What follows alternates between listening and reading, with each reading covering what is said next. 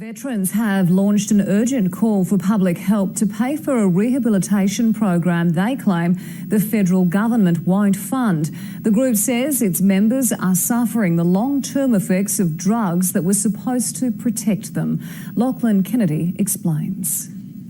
Proud veterans who can no longer suffer in silence. The worst days are when I get anxious and depressed and stressed at the same time.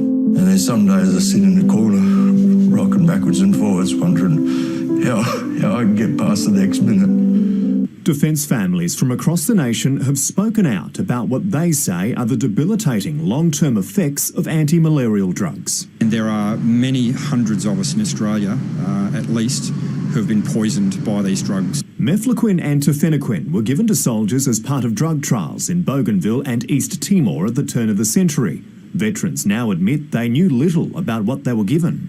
There was signing of paperwork when we were doing all the testing and everything, but no one stopped and read the paperwork. There's 100 people behind you. It was a matter of signing it, get in and get out. These videos are part of a fundraising appeal from a new support group. It believes the drugs have, in some cases, caused permanent brain damage. In order to prevent further loss of life, we are now calling on the community to donate. Funds would pay for independent research and a rehabilitation program.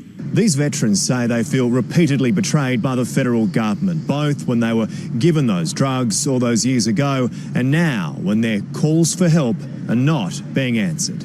The Minister for Veterans Affairs says a dedicated support team was established late last year. We've had 32 people so far put in claims to that MEF-TOX-VET support team. In August, the Repatriation Medical Authority concluded there is insufficient evidence that exposure to mefloquine, tafenoquine or primaquine causes chronic brain injury. But even the Minister admits more long-term work needs to be done. I have been investigating the government undertaking more research. I would be happy to work with them if they want to get separate research undertaken. More information can be found at qvfa.org.